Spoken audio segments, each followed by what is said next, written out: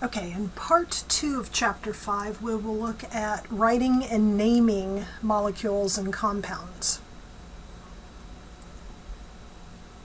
We will start by looking at writing the formulas for ionic compounds. So we need to review the elements that form ions with predictable charge. Those are the main group elements.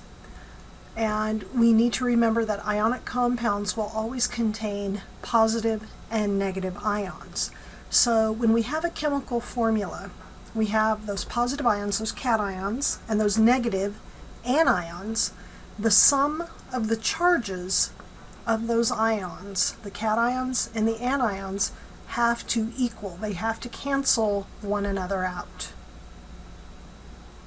So here are the steps for writing the formula for an ionic compound, if you're given the name of the compound. The first thing you'll do is write the symbol for the metal and its charge. So we're assuming we have a metal with a predictable charge here, a main group metal, followed by the symbol of the nonmetal and its charge. All right, so once we have just the metal and their charges, don't worry about how they go together, just write the charge as you would predict it from the periodic table.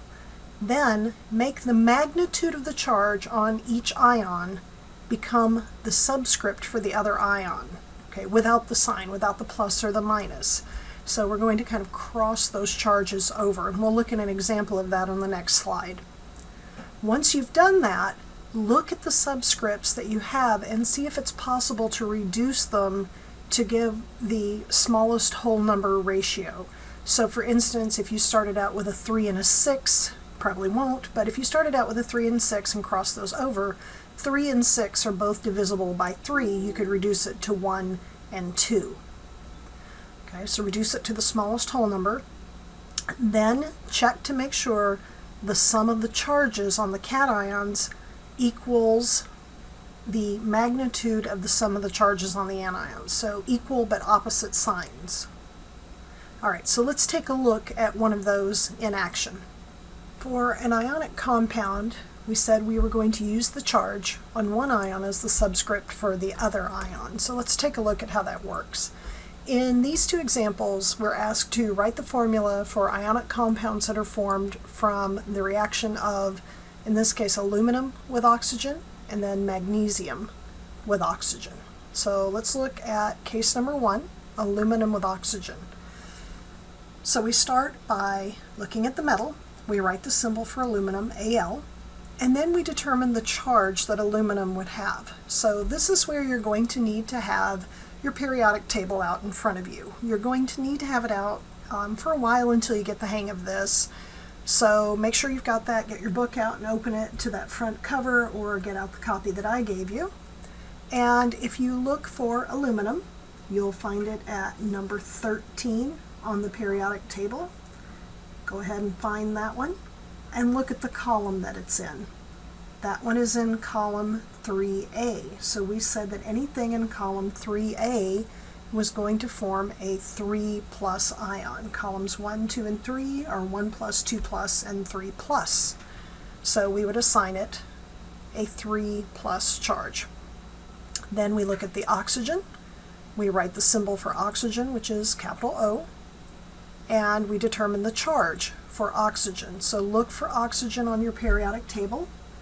You'll find it at number 8 in the upper left corner. That is in column 6A. So remember, we said that on the left-hand side for the nonmetals, we're going to form anions, negatively charged, and they increase as we go from right to left. So for instance, anything in column 7A is going to form a 1 minus anion.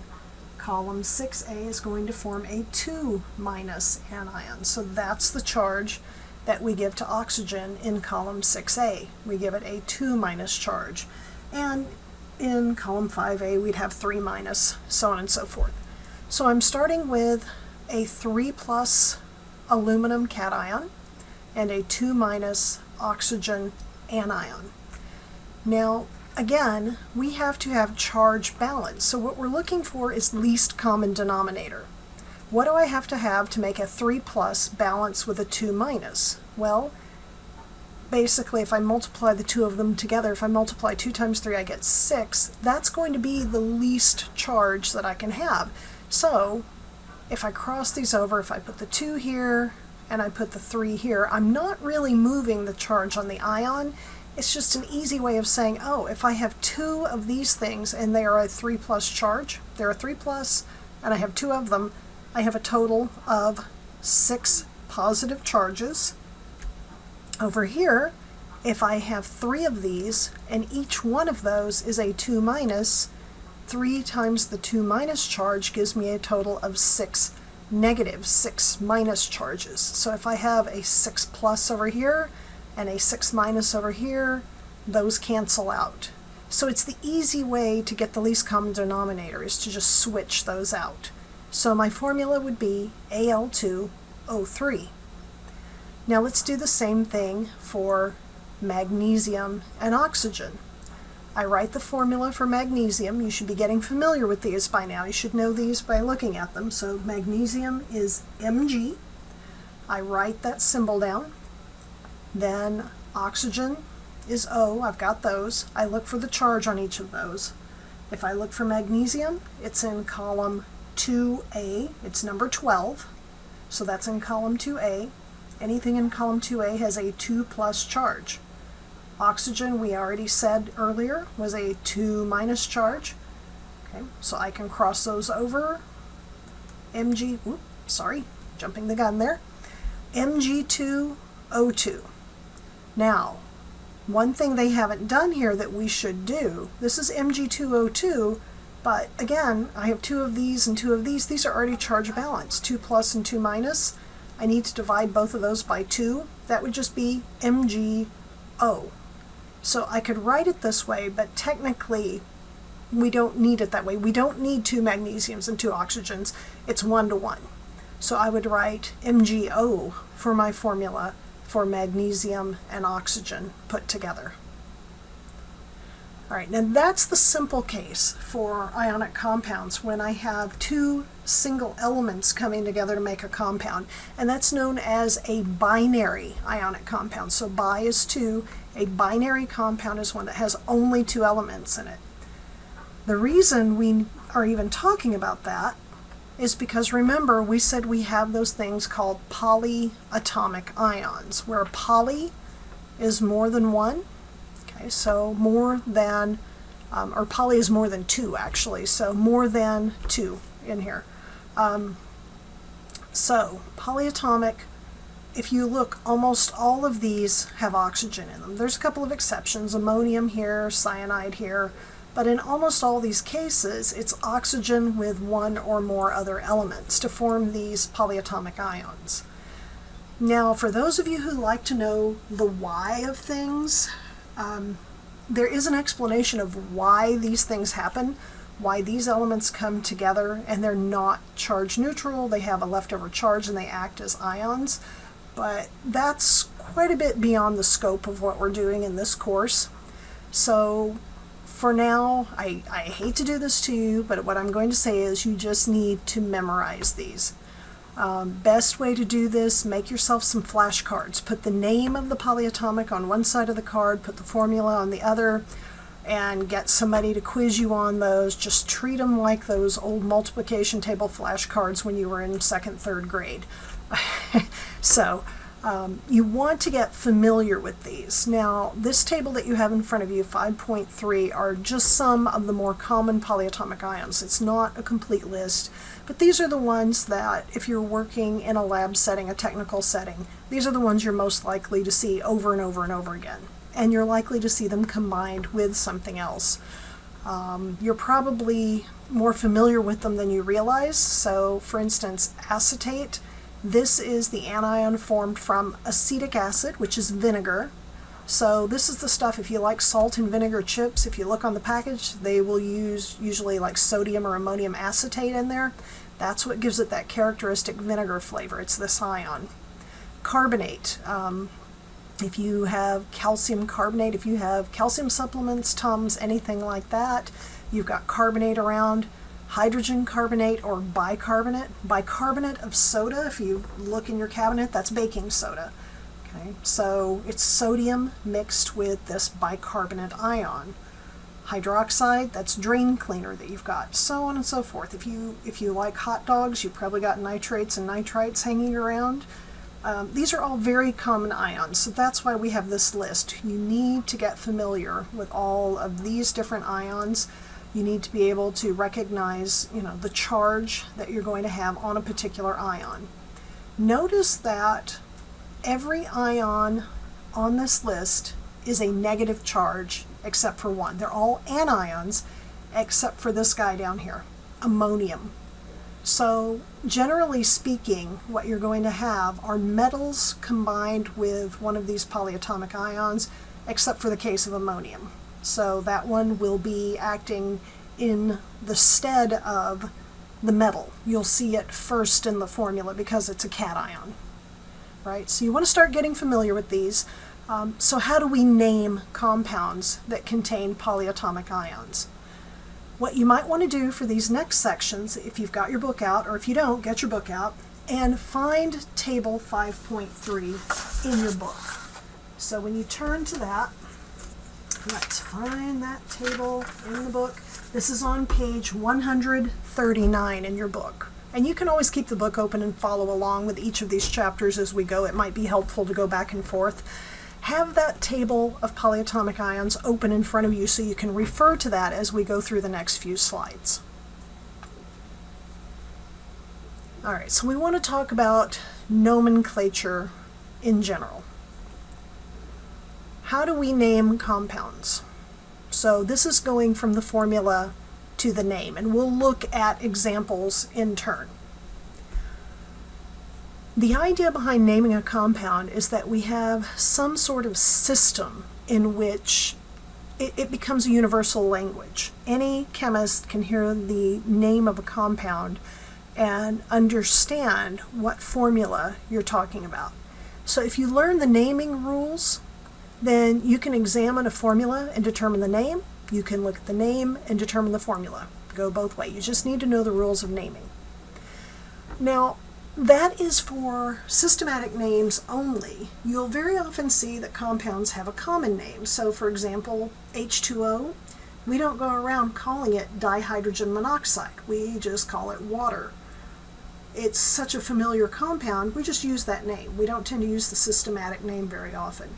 You may have heard of this before, but there's what is fast becoming a classic case of a young man who was in probably 4th or 5th grade doing a science fair project, and it ostensibly looked like a science project. What he did was he created a fact sheet about this chemical known as dihydrogen monoxide, and he talked about the hazards of dihydrogen monoxide, that the percent fatality upon inhalation of dihydrogen monoxide, and that if you're overexposed to dihydrogen monoxide, things that can happen, how prevalent it is. Dihydrogen monoxide has been found in human beings and animals and trees and plants, and he just talked about it as though it were a hazardous chemical, just giving facts about it, not saying what it was, and then asked people after reading that,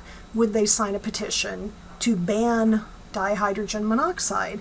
And he had thousands of signatures of people supporting a ban on this dangerous chemical because they didn't understand the nomenclature, the naming system. They didn't realize what he was talking about was water. And it's perfectly true that, if you inhale dihydrogen monoxide, you're probably going to die, or you're going to have some serious effects because you're drowning, basically. So we do want to be aware of common names versus systematic names, but there's no system to a common name, of course. We can only learn them through familiarity, through common use. So just be aware, if you see a name that doesn't seem to match with the system of naming, you're probably looking at a common name. You might need to do a little research to figure out what the compound is if you don't already know what it is. We are going to start with naming compounds with the ionic compounds. So remember, we've got ionic compounds and we've got covalent compounds, which are non-metal compounds. We have compounds involving polyatomic ions, and then we've got another class we'll look at a little later. So we're going to take each one of these in turn. When you're naming an ionic compound, first thing you have to do is identify it as an ionic compound. So the very first thing you do with any compound is look at it and determine, am I looking at a metal and a nonmetal? Or am I looking at two nonmetals or two or more nonmetals? What kind of compound am I looking at? Once you've established that you have a metal and one or more nonmetals, then you can assume that you have an ionic compound. All right, so here's going to be the flow chart for this. Ionic compounds, you've got a metal and a nonmetal. There's two subtypes. The metal forms only one type of ion, so those are the main group metals, or the special cases such as silver or zinc that only have one form of ion. Or you have a metal that forms more than one type of ion, which is most of the transition metals. There's a slightly different naming procedure depending on which of these categories you're looking at. Now for the first type, where you have a main group metal, we call that type 1. These are the ones that contain metals that have what we call an invariant charge. It does not vary from one compound to the other. The second type of compound that we looked at, the one that was over on the right-hand side in the previous slide, is called a type 2. This is where you have a metal with a charge that can differ. Those are the transition metals. Okay, not always, but they're usually transition metals. All right, now here's the two that I mentioned. Some transition metals, such as zinc and silver, are invariant in charge. So zinc will always be a 2+, silver is always a 1+. And there are a few main group metals, such as lead. So if you look at lead, that's actually in column 4A. And tin, which is also in column 4A, those can actually form more than one type of cation.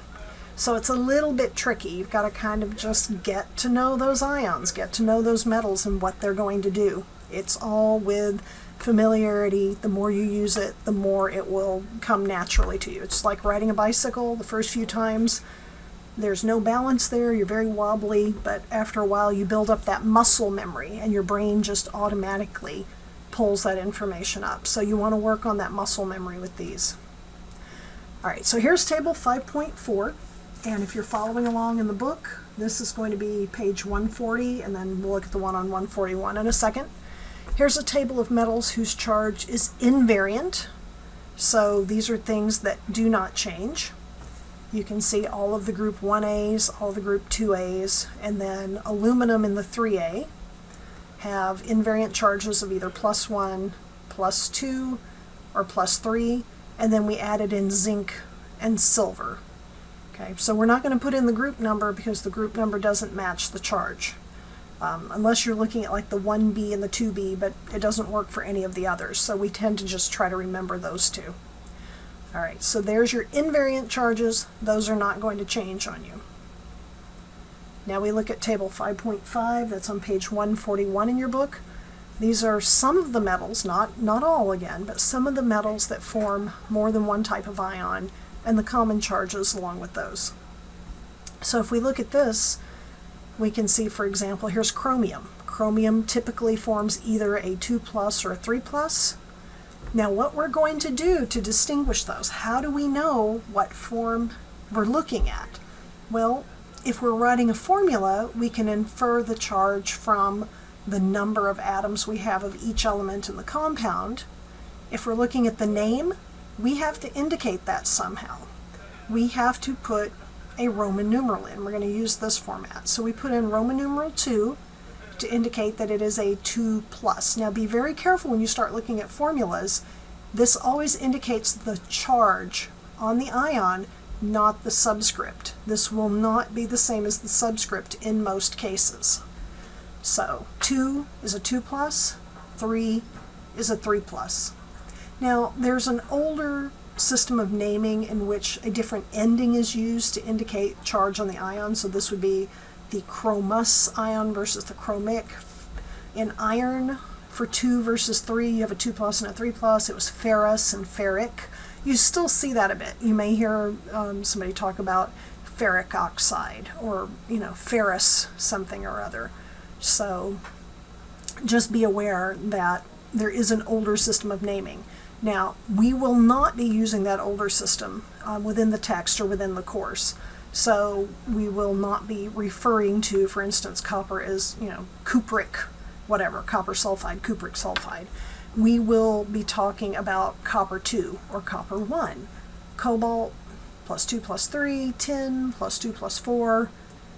Okay, now mercury is a little bit tricky. If you look, they both have a plus 2 here, but mercury has one of those diatomics. So you've got 2 of these things and it's a total of 2 plus. Each one has only a 1 plus charge. So that would be mercury 1. Then you have Hg plus 2, mercury 2. I do want you to become familiar with those, but just realize you probably won't see those too much. With all the hazards of mercury, it doesn't tend to get used very much in a laboratory setting anymore, and unless there's a large-scale industrial use for it, you don't tend to see it in industry as much anymore. But just be aware there's a couple of different forms of mercury in there. So if you probably, unless you're a little bit older, have not heard of this, but there used to be something called mercurochrome that was used as a topical antibacterial agent. If you got a cut or a scrape, your mom would pull out the bottle that we used to call monkey blood. It was this dark red color, and she'd spread some of that, and it was a mercuric compound. So it was this mercury 2, and it was mercurochrome. So that would definitely kill any bacteria or germs, but unfortunately also had some exposure to mercury. So they no longer make that. You can't get that anymore.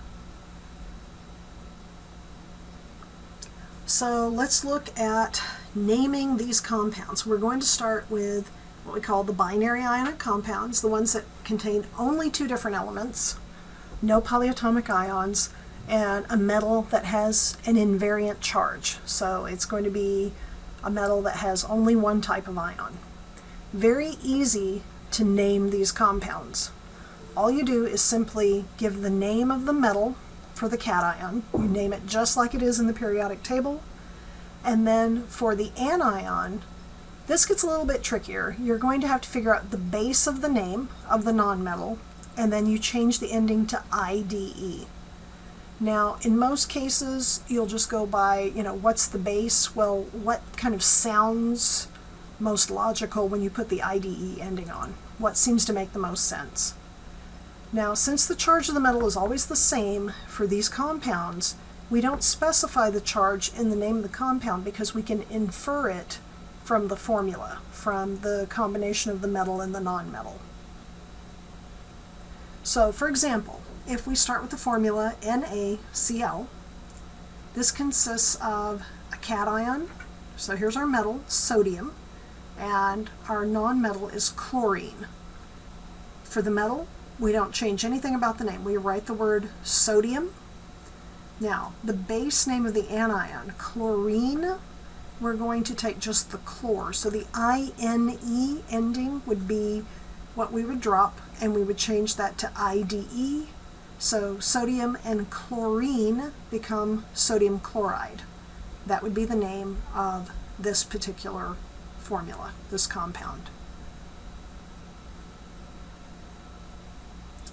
So just to give you a feel for how those endings are going to change, let's look at some of the more common ones, various nonmetals.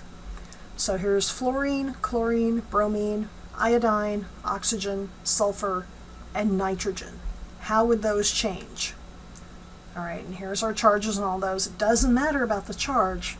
The name will always stay the same. That's not going to change. So the base for fluorine is the fluor, chlorine is chlor, bromine is brome, iodine is iode, oxygen is just the ox, sulf, and niter.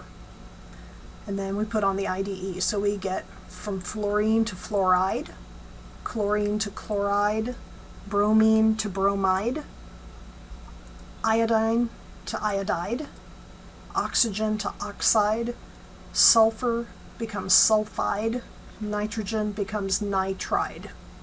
Those are how you're going to change those. So just name the metal and then name the nonmetal, and we'll get some practice with that. There'll be a worksheet for you to work on this week. Now, binary ionic compounds with metals whose charges may vary. The transition metals. Now, since we can't necessarily infer the charge on the cation, we don't know what it is all the time, this is where we have to specify it with those Roman numerals. So let's look at an example of that. Let's start with copper. We want to distinguish between copper 1 and copper 2. Okay, 1 plus and 2 plus. Put a Roman numeral 1 after copper 1, Roman numeral 2 after copper 2. We're going to write it that way. Now let's put it together with the anion to write the formula. Alright, so here's for the full name. Name the cation, give the name of the metal, give the charge of the cation in Roman numerals in parentheses, and then give the base name of the anion with the IDE ending.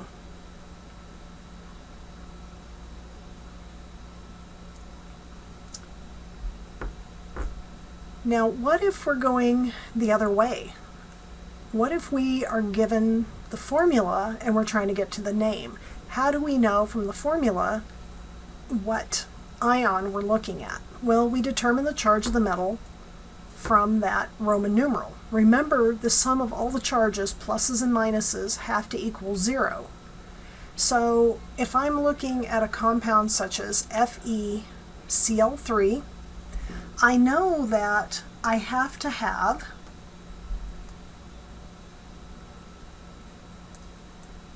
I'm trying to get it to do something a little bit different here. Let's see if I can, there we go. Let's see if it will let me pull the pen in here. Alright, so if I've got my Fe, my Cl3, this is very awkward to do with a mouse. Alright, now how do I know what the charges are going to be on these things? Well, iron I don't know, it's a transition metal. But chlorine, chloride, I know. I know that each individual chloride is a 1 minus because of its position in the periodic table. It is in group 7A. Those are always a 1 minus. And I know that I have, okay, so I have a 1 minus, and I know that I have, how many of those? I have 3 of those. So I have a total of a -3 charge over on this side. So if this is -3 over here and I only have 1 of these irons, that tells me that this iron has to be a +3 in order for this thing to be charge neutral. This tells me I'm looking at the iron 3+. So now that I know that, I know how to name the compound. I have iron here, so I write the name of the metal. I know that it is 3+, so I put Roman numeral 3, and then chlorine becomes chloride. That is how I name that one.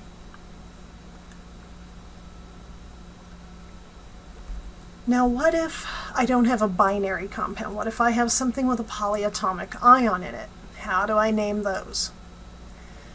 So when I have a polyatomic ion, I use the same procedure that I use with the other ionic compounds, except I just use the name of the polyatomic instead of the anion with the IDE ending. That's the only difference. If I have a main group metal, I still just name the metal. If I have a transition metal, I have to put in the Roman numerals. The ending of it just becomes the name of the polyatomic. It's pretty simple. So let's look at some examples of that. Alright, so we're going to start with this one, KNO3.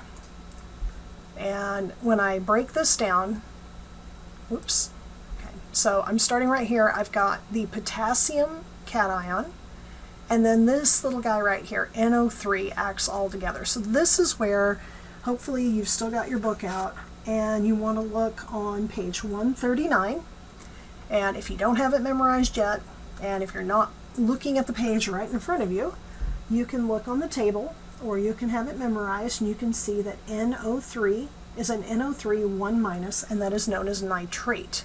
So I can see that it is charge neutral. Potassium's always a +1, nitrate is a 1-, so one of each of those.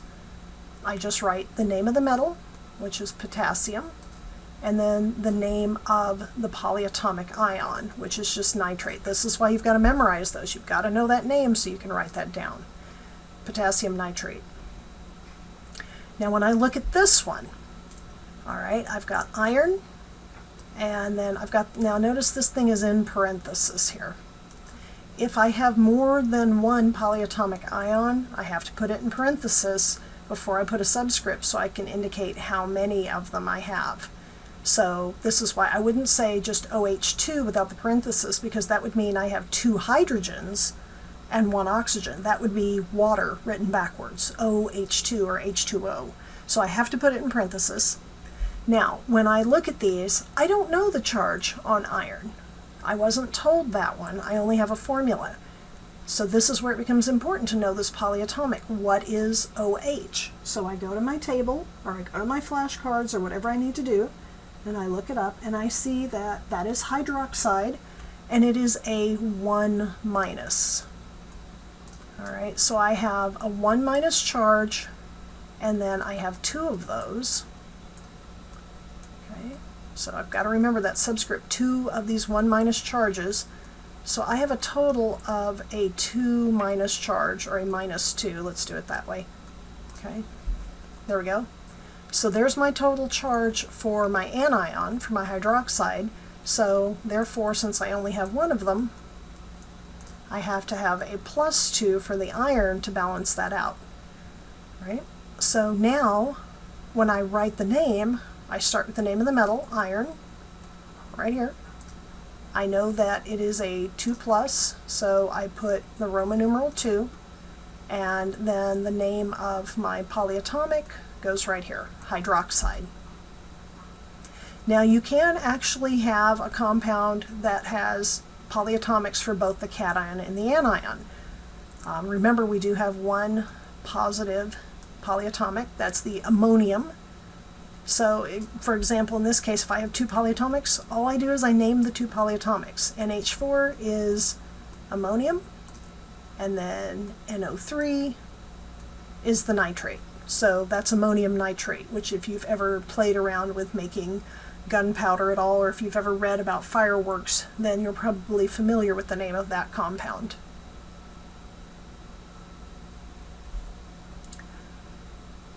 We made the point earlier, if you look at that list of polyatomic compounds, that almost all of them have oxygen in them.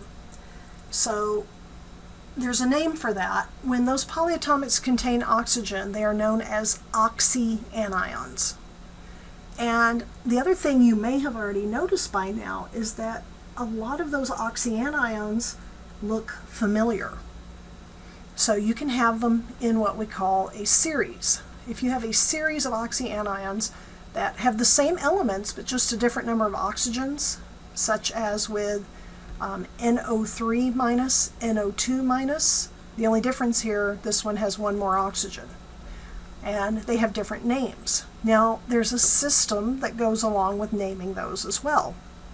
And it's good to kind of know that system. It can help you with memorizing these things. So if you have 2 or more ions in series, the one that has more oxygen atoms typically has an ATE ending, and then one with fewer has an ITE ending. So NO3 nitrate, NO2 nitrite, SO4 sulfate, SO3 sulfite. Now, unfortunately, it doesn't just tie to the number of oxygens. You can see here, this has 3 and it's an ATE ending. This one has 3 and it's an ITE ending. It's relative to the number of oxygens combined in that series, not just the number of oxygens. So it makes it a little tougher, but you'll start to see patterns there.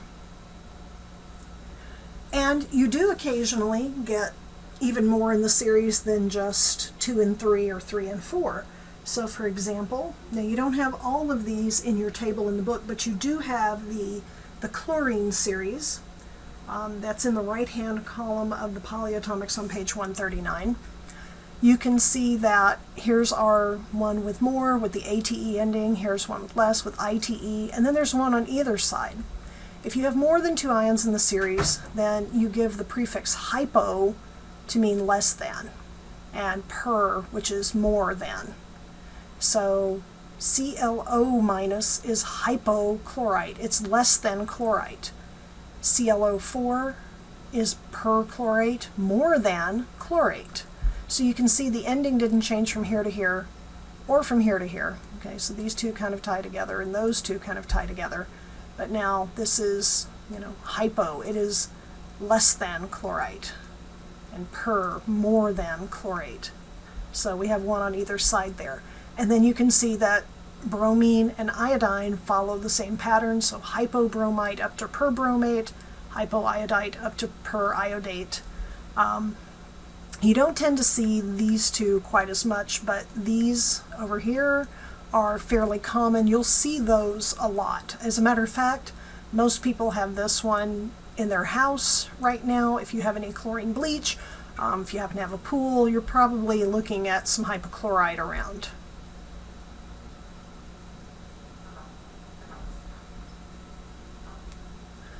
All right. Oh, and I think I forgot to make a note on this last slide. Be sure when you name these ions in your homework, you need to, unless it's in a formula. So if you're looking at, for instance, sodium hypochlorite, that's fine. But if you're naming it on its own, if you just had this thing right here and you were naming it, you would write hypochlorite ion. Or if you had ClO4 minus, write perchlorate ion. You always want to indicate that there is an ionic charge on that. So just keep that in mind.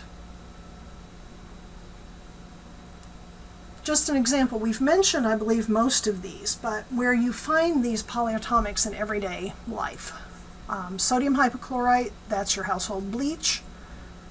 It's a strong oxidant, destroys color-causing molecules, kills bacteria.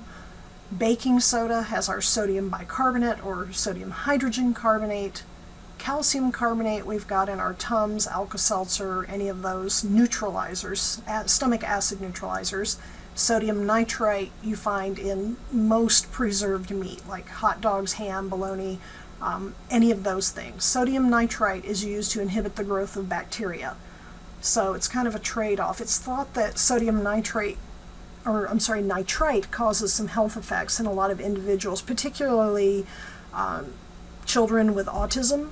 There's a fairly strong connection between the nitrite and issues, behavioral issues that they have. It's not that the nitrite causes autism, there's no evidence of that, but it can aggravate some of the aspects of that condition. So generally speaking, children that display those traits usually need to have meats without that preservative in it. And that can be tough to find sometimes because it's such a health issue. The nitrite is there to inhibit things like botulism, and certainly when it comes down to it, botulism is the more prevalent danger. So you've got to make sure that your food is safe to eat in terms of bacteria, and then you start looking at ways, other ways to preserve it that don't create those other issues. Most people have no issue whatsoever with nitrites. All right, so that was the naming of ionic compounds. That was naming when you have a metal present or you have a cation, a polyatomic cation. Now we want to look at what happens if we have a molecular compound. Now, again, we have to be able to identify a molecular compound. How do we know when we are looking at one? We need to identify it. So what we have to remember is that nearly all molecular compounds are going to form from 2 or more nonmetals. It becomes very important to be able to recognize a nonmetal on the periodic table. Now, when we're naming these type of compounds, again, we can have a binary molecular compound where we have only 2 elements, or we can have more than the 2 elements, and we'll start with just the binary. So if we have binary, what we're going to do, we use a system of prefixes with these. because the problem is when we look at nonmetals, they don't necessarily, they don't form ions. That's the difference. They're not ionic compounds. They don't form ions. They share. They share electrons, and they can share in a multitude of different ways. And so we're not looking for a charge on them, we're looking at how they're sharing with the other elements. So we have to use a prefix to indicate how many atoms of a particular element we have. So we use a prefix to indicate the number of them, then we name the first element just with its name, we don't change the name. Then we give the prefix for the second element to say how many of those we have. Now we do that same trick where we change the ending to IDE. All right, here's more tables. You do need to know these, so you want to just make a little note of that. All right, table 5.1. That one, you're going back a little bit. We kind of looked at it just briefly earlier. That one was on page 132, but it's an order of the listing of nonmetal elements in a chemical formula. So remember, when we are listing them, what order do we list them in? We start with carbon, and then phosphorus, nitrogen, hydrogen, and so forth, this way. These are going to be our nonmetals that are going to form our molecular compounds, excuse me. Now, what about those prefixes? Well, it just indicates the number of atoms present. If we have 1, the prefix is mono, 2 is di, 3 is tri. So this is a little different here. Bi is what you use a lot here for molecular compounds, di. So diatomic. Tri, tetra, penta, hexa, hepta, octa, nona, and deca. Now you can go beyond 10, but we don't tend to see that very often. If you get much above 10, then the naming becomes a little bit different. For the ones we're looking at, if you know the first 10, you'll be fine. So do go ahead, more memorization here, I know, but memorize those prefixes for these. Okay, there's a lot getting crammed in your brain right now, I know. All right, so the naming is fairly simple. Just prefix, name of the first element, prefix, name of the second element with an IDE ending. But there's a couple of little exceptions to note in here. If there's only one atom of the first element that you see in a list, then we normally omit the prefix mono. And let me jump back here. Unfortunately, there were no examples here, but let me kind of give you an example of one. Let's just make up this one. So C, and I apologize if this one appears in a later slide, but CCl4. Okay. And please do forgive the handwriting here. I'm trying to write with a mouse. But when we look at this, all right, we identify carbon. It's in group 4A, so it's a nonmetal. Chlorine is a nonmetal, so we're dealing with a molecular compound. All right, and I look at this. I have 1 carbon, so 1 is mono, and then you write the name of the element.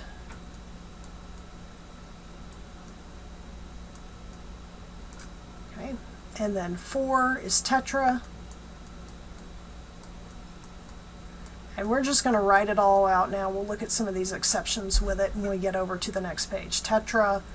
All right, and then it's chlorine, but I'm changing the ending, so chloride.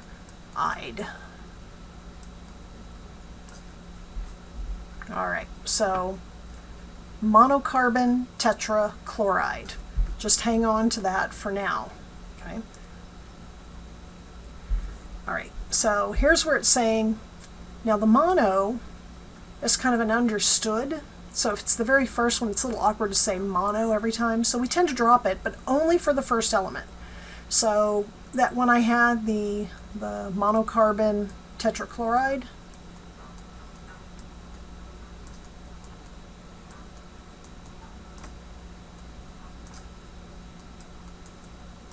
would be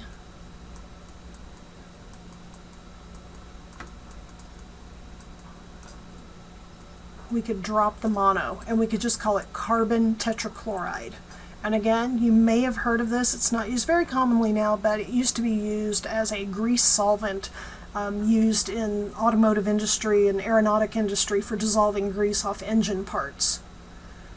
It's used as a solvent in various other capacities to date, so it's still around, but we don't see it so much anymore because carbon tetrachloride is a known carcinogen. It's a known cancer causer, so we don't see it as much. All right, so if we look at carbon, the full name of this one, we would write monocarbon, one carbon, and then two oxygens, dioxide. But we don't say the mono, we tend to drop that, so we would just call it carbon dioxide. Now we can only do that if it's the first element there's only one of. So for example, if I look at this one, N2O, this is also laughing gas, so we want to write the name of this one. What is the systematic name of laughing gas? So we know that we have two of these, so there's the prefix di, and this is nitrogen, so dinitrogen, and then the base right here, we have ox, and the ending IDE, and there's only one of them, so we have to use the prefix mono, so monooxide.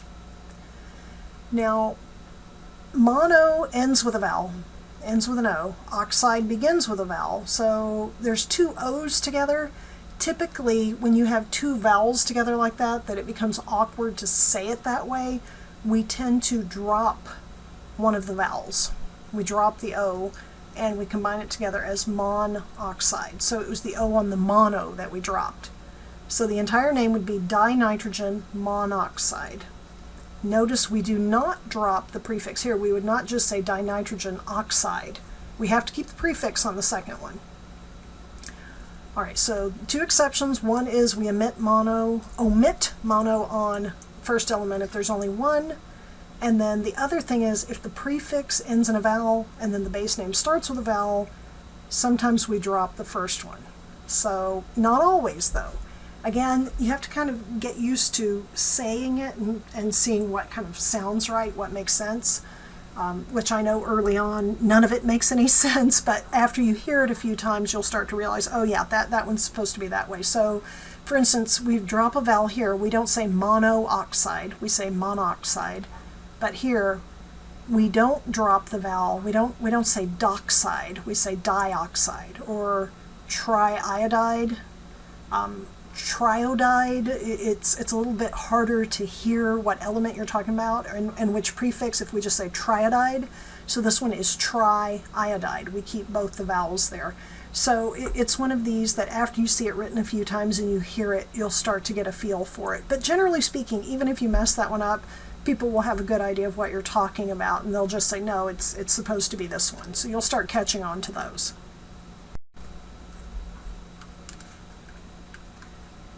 All right, now we're getting into the home stretch of naming. Last class of compounds we're going to look at are acids, because acids are a little bit different from these other compounds we've looked at. Now the first step in naming any compound is to identify what type of compound it is, so we've got to be able to identify an acid as an acid. An acid is going to be, first of all, a molecular compound, so it's not typically going to contain a metal in it. That doesn't mean there aren't any that don't contain metals. There aren't any, there's never one rule that fits everything. So there are exceptions to the rule. But in general, they're molecular compounds that are going to form ions when we dissolve them in water, and they produce a particular form of ion. The ones that we're going to be looking at are going to be composed of hydrogen first, and then one or more nonmetals which come after the hydrogen. Again, there are lots of acids that do not look like they directly contain hydrogen in them, but they act in a particular way. If we have time at the end of the semester, we'll get to acids and bases and we'll see that. Otherwise, you'll be seeing that definitely in organic chemistry. They're very important. Organic acids are very important to reactions in organic chemistry. But for now, you'll be identifying acids by the fact that they generally have hydrogen written first and then one or more nonmetals after that. Again, we can subclassify those. we have two groups. We have binary acids, which have only hydrogen and one other nonmetal element, and then we have oxyacids that contain hydrogen, some sort of nonmetal, and then oxygen as well. So if you're more of a visual learner, here's your flow chart. Acid, formula has a hydrogen at the beginning of the formula. Binary, there's only one more element after the hydrogen. Oxyacid, you'll have oxygen plus something else in there. Let's look at naming these binary compounds or binary acids first. A binary acid is going to be given the following form for the name. Prefix of hydro, base name of whatever the nonmetal is other than the hydrogen. So hydro for hydrogen, name of the nonmetal, change the ending to IC. So it's not IDE this time, it's IC, and then the word acid after it. Again, this only works for binary acids. HCl. This is the most common acid you will see all the time in the lab. So we start with, we have the hydrogen. Whoops, turn my pen on here, my apologies. Let's see, how about we go for some blue ink this time. All right, so H, hydro. This is chlorine, so we keep the chlor base, and then we put in this IC ending and the word acid, hydrochloric acid. HBr, hydro for hydrogen, brom for bromine, and then ic acid, hydrobromic acid. Now be aware, you may see it written a different way. Notice this thing right here, this AQ. That becomes very important to an acid because remember, we said an acid is something that forms ions when it is dissolved in water. Okay, AQ stands for aqueous.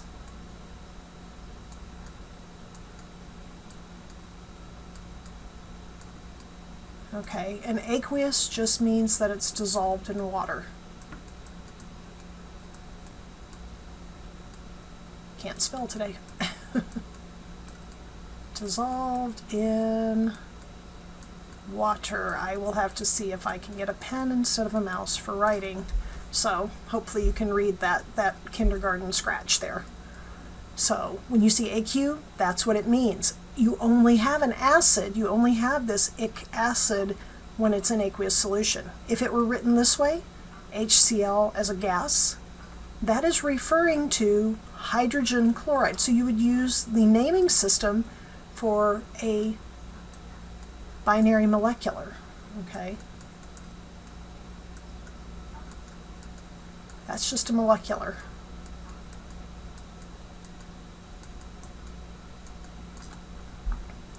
Or they may be using ionic, the hydrogen is that, but at any rate, hydrogen chloride. You're not looking at it as an acid because it is in the gaseous form. It's not in the acid form. All right, so let's look at another example. You're given the formula H2S, aqueous. Very important that it has the AQ. There's your clue that it's an acid. Now in this one, we identify it as a binary acid. There's only hydrogen and sulfur in here. And the base name for sulfur. Now with sulfur, we don't drop anything. It wouldn't be like sulfic. We keep the whole word. Again, a little bit confusing. You have to kind of get the hang of it. So we start with hydro for the hydrogen, and then sulfuric acid. Okay, so that's indicating it's an aqueous solution. That's supposed to be an A, that first one. Now, the thing that you're not getting from this, if you're going in the other direction, is it's not telling you anywhere that there are two hydrogens. You have to get that from the fact that we know that sulfur, because of its position in the periodic table, is a 2-. We know hydrogen is a 1+. And so if we cross these over, then we have to have H2S1 or H2S. So those are the binary acids. Now what if we have an oxyacid? Those are the ones that contain oxyanions, or remember those polyatomics. those polyatomics are going to keep coming back to haunt us over and over and over again. So very, very important to go ahead and just learn those. So when we look at an oxyacid, let's start with this first one here, HNO3, and we can see that we have hydrogen and this guy right here, which is nitrate. It's the NO3 1-. This one, we've got a couple of hydrogens here, and then we've got this thing, which was the sulfite anion, and then a couple of hydrogens here, and we've got this guy, which is the sulfate anion. All right, that's all they are. It's a combination of one or more hydrogens and an oxyanion or polyatomic. Okay, polyatomic. The number of H+ ions, and you may see these H pluses also referred to as protons, and that's because, remember, I cannot write with this mouse. Right, remember that hydrogen in its ground state contains one proton in the nucleus and one electron. Well, this is a 1+, it's lost its electron. It's nothing but a proton. That's all there is left. There's no electron around it. There's not a neutron in there with it. I mean, there could be, but probably not. It's nothing but a proton. So you may see some people refer to an H+ as a proton. That's the same thing. Just want to let you know that. The number of those H+ ions that you have depends on the charge on the polyatomic ion. So the formula, again, it's always charge neutral. So that's how you determine how many hydrogens you have. You look at the charge on the polyatomic ion. That will tell you how many hydrogens you have to have. Here, it's a 2-, it's a 2-. I had to have 2 of them. Here it's a 1-. I only needed 1 of them. All right, here's the flow chart that breaks down the different kinds of oxyacids that you're going to look at. So if the name of the polyatomic ion or oxyanion ends in ITE, then the name of the acid will end in ITE. So, and you'll still have the word acid. If the polyatomic ion or oxyanion ends with ATE, the acid name will end in ATE, and then the word acid. All right, so here's the format that it takes. The base name of the oxyanion, okay, with the ITE ending, you'll get OUS. So for instance, nitrite would become nitrous acid. And with nitrate, if we come down here, the base of the name plus ic, nitric acid. Notice there's no hydro in front of this. We can drop that. The presumption is that there's hydrogen in there. Hydro is telling you you've got a binary acid. This is telling you without the hydro in front, if you've got OUS or IC at the end, that you're dealing with one of these polyatomics. Now, table 5.7 in your book, if you're following along, that is on, sorry, didn't have that page open yet. That is on page 147. You probably found it before I did. That you can look here, and here's the name of some of the common oxyacids and their oxyanions. And let me pull my pen back up here, and we'll go back with our blue this time.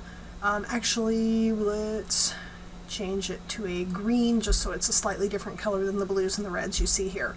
So nitrous acid, this was nitrite. Here's the nitrous we talked about. Here is nitrate, that becomes nitric acid.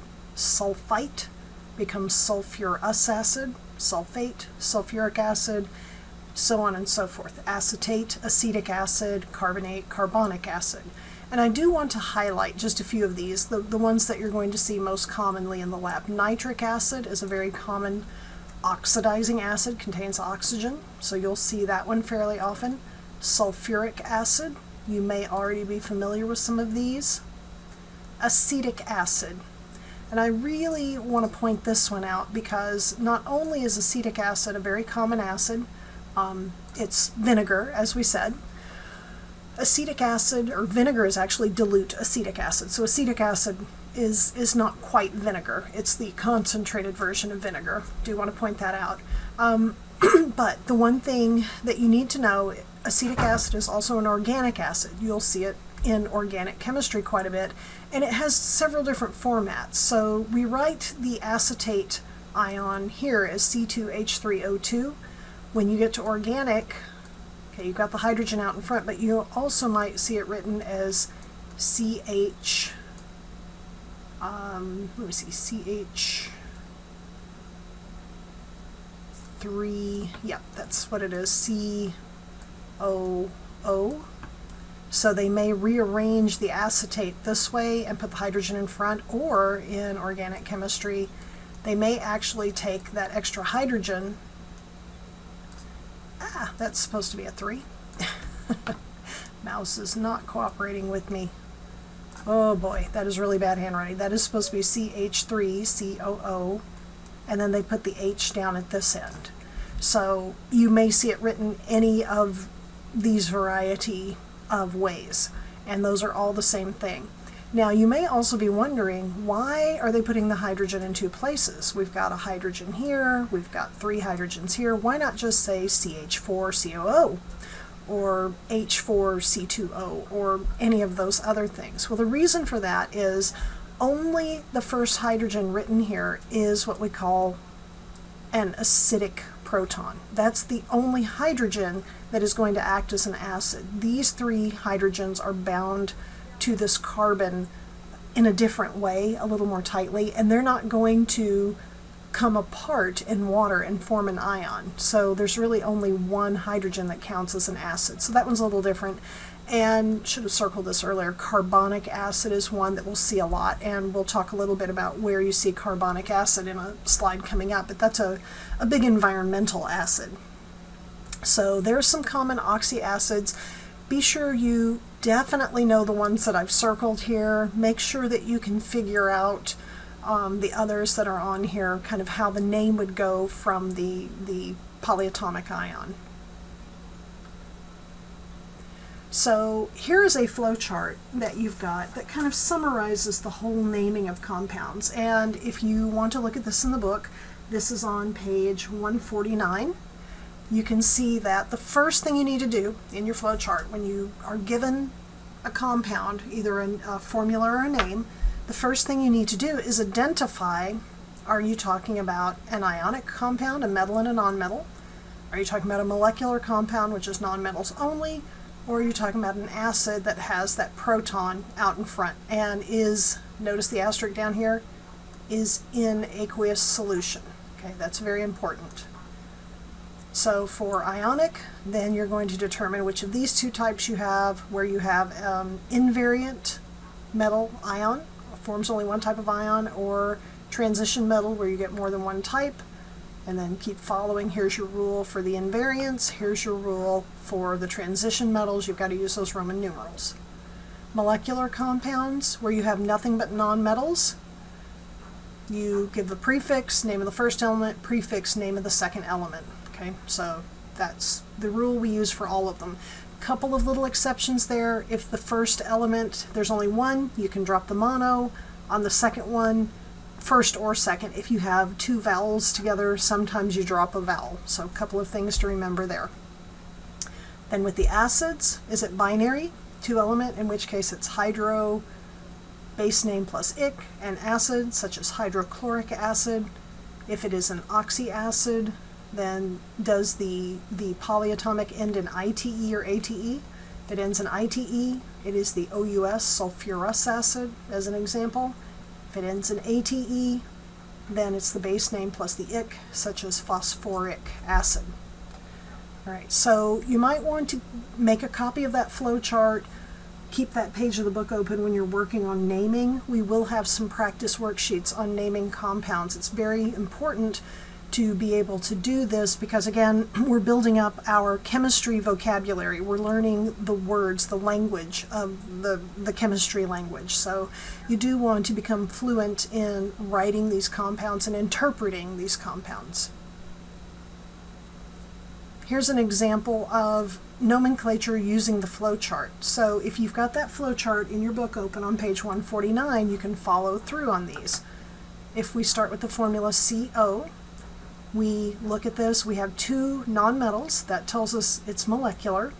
So that means that I would simply use the prefix before the first one. It's mono, don't need that, so carbon. And then the second one is mono. I do have to include it on the second one. Okay, so the mono, I drop the O off the mono and then change the ending on oxygen to IDE, monoxide. If I look at the next one, calcium and fluorine, I see that calcium appears on the left-hand side of the periodic table, tells me it's a metal. Fluorine on the right-hand side, I've got a metal, non-metal. So if I look on the flow chart, it's ionic. That's the gold box on the far left. Then I look to see what type of ionic compound I have. Does the metal, in this case calcium, does it form only one kind of ion, or is it a transition metal? It's in group 2A, forms only a 2+. So I just name the metal, calcium, and then name the nonmetal, which is fluorine, but I change the ending to IDE, calcium fluoride. And you can walk through these examples as you go. This one, aqueous, there's my clue, this is an acid. So I look to see what kind of acid, it's binary, I use the rule for naming. I look at this one, I've got a metal, and I've got an oxyanion, I've got a polyatomic ion. Okay, so for a polyatomic ion, ionic compound, my metal forms more than one type of ion. That tells me I have to use a Roman numeral. Iron is a transition metal. Okay, so let me pull this one down here. Okay, this one's a little more complicated. So we've got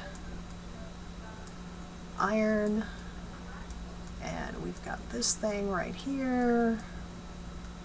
3 of those. Woo. My mouse does not cooperate. Okay, so I'm looking at this one.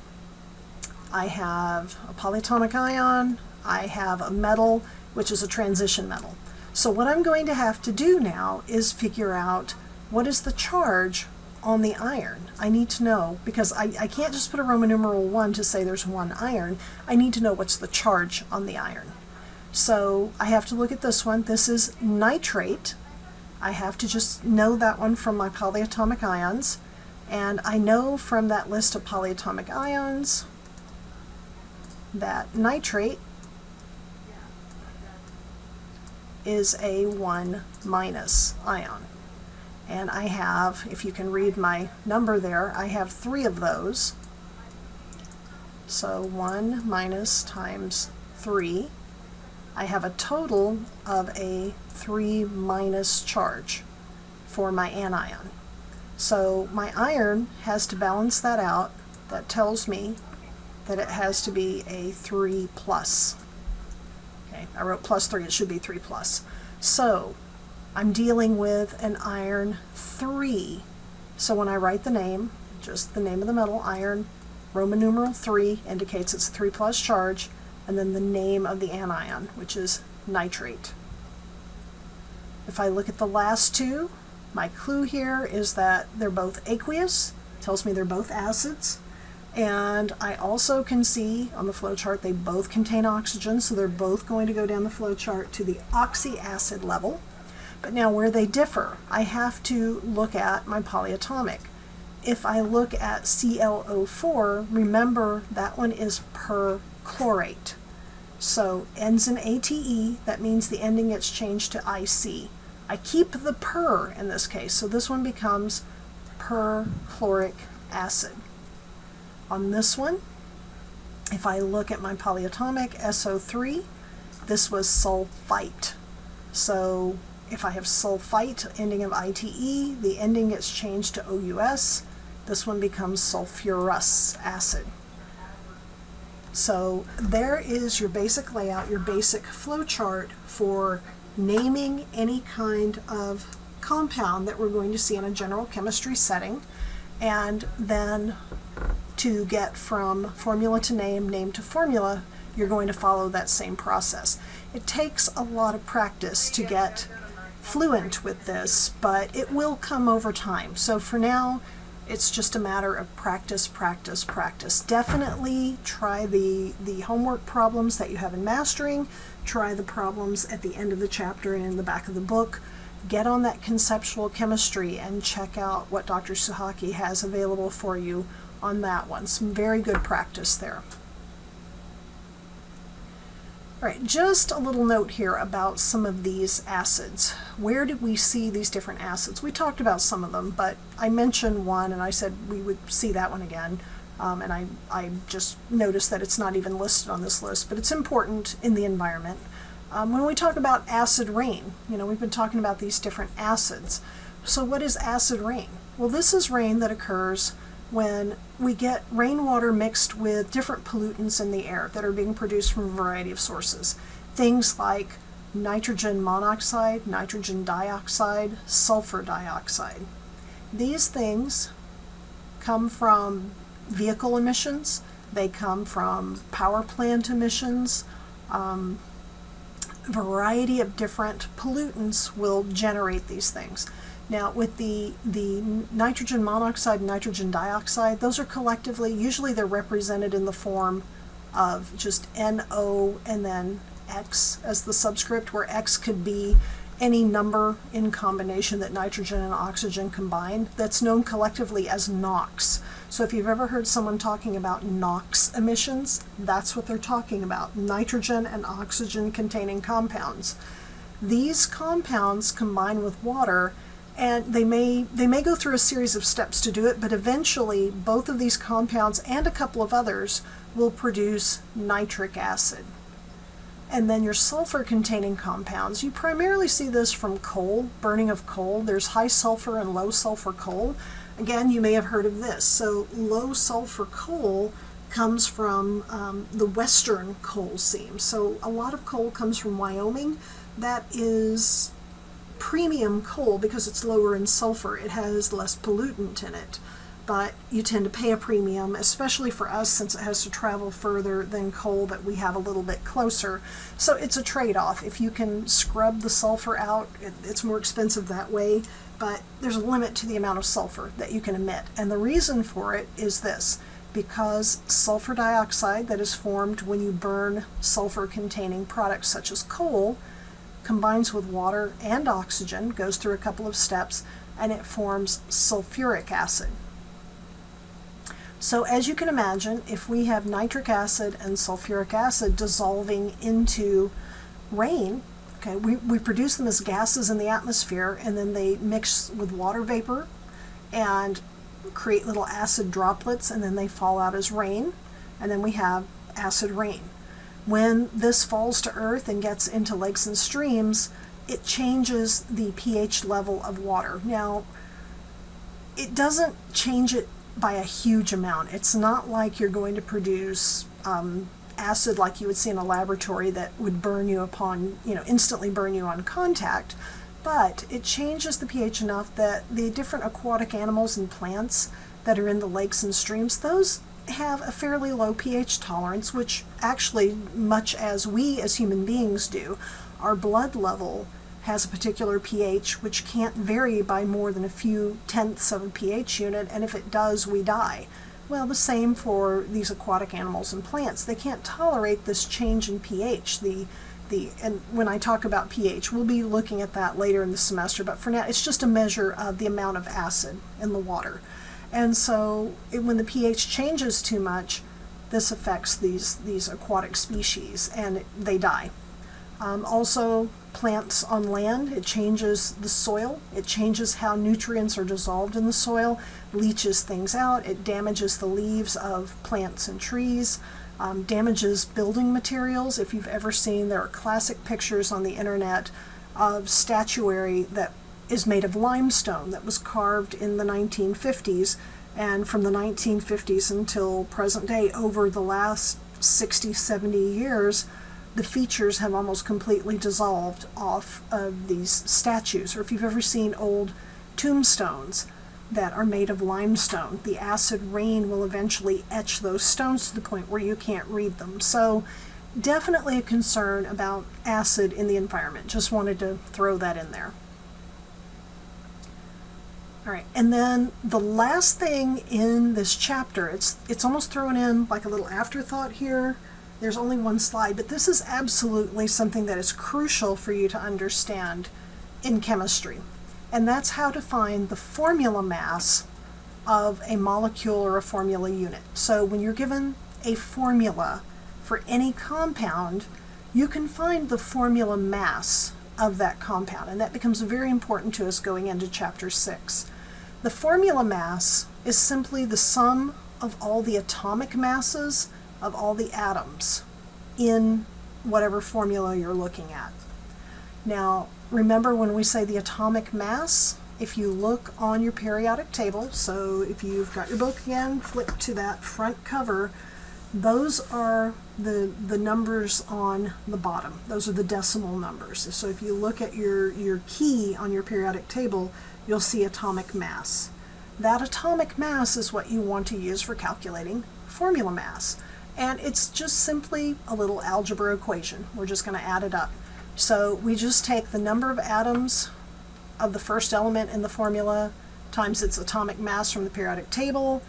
Okay, multiply that, get that number, then add to that the number of atoms of the second element times its atomic mass from the periodic table plus, however many more you have.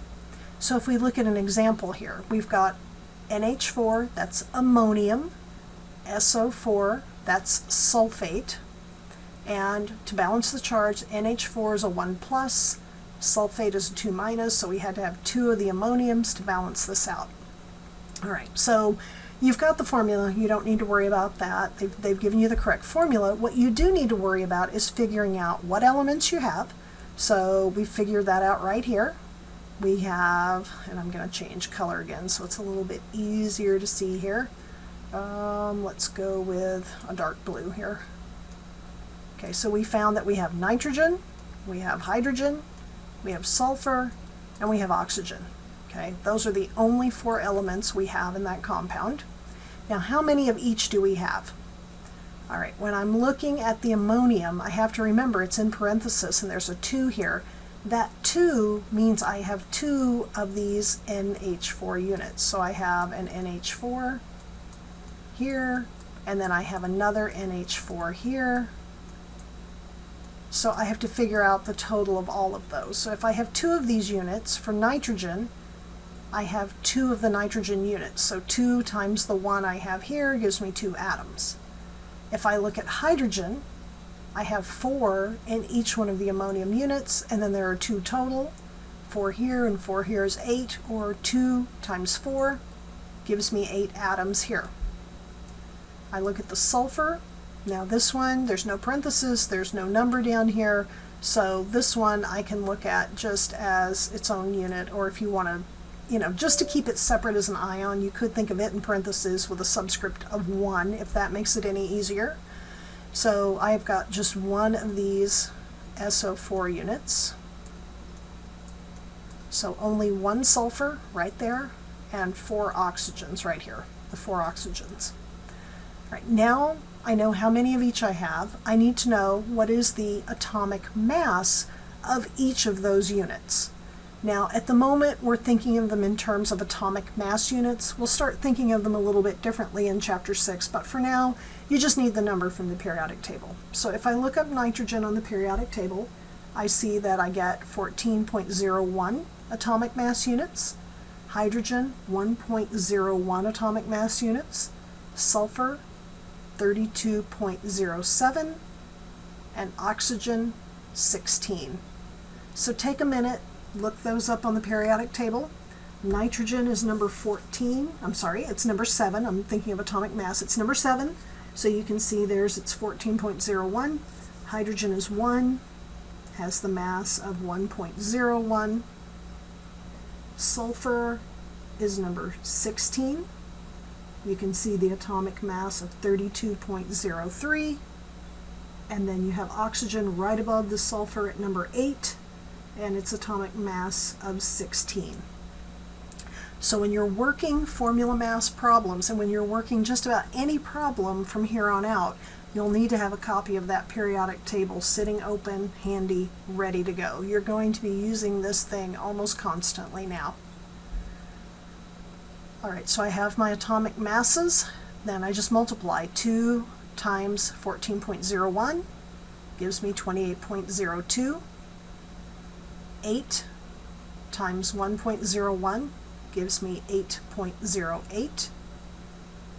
1 times 32.07 gives me 32.07. And 4 times 16 gives me 64. That is the mass coming from each of the elements based on the number of atoms. If I take the sum of that, 28.02 plus 8.08 plus 32.07 plus 64, add those all up, I find that I have an atomic mass, or a formula mass, I'm sorry, of 132.17. At this point, we're talking about atomic mass units. Okay, we'll put a different unit on that in Chapter 6, but for now, again, you need to know how to calculate those numbers. So you'll have some homework problems on that, give you some practice with that. But that's basically, in a nutshell, the tail end here of Chapter 5.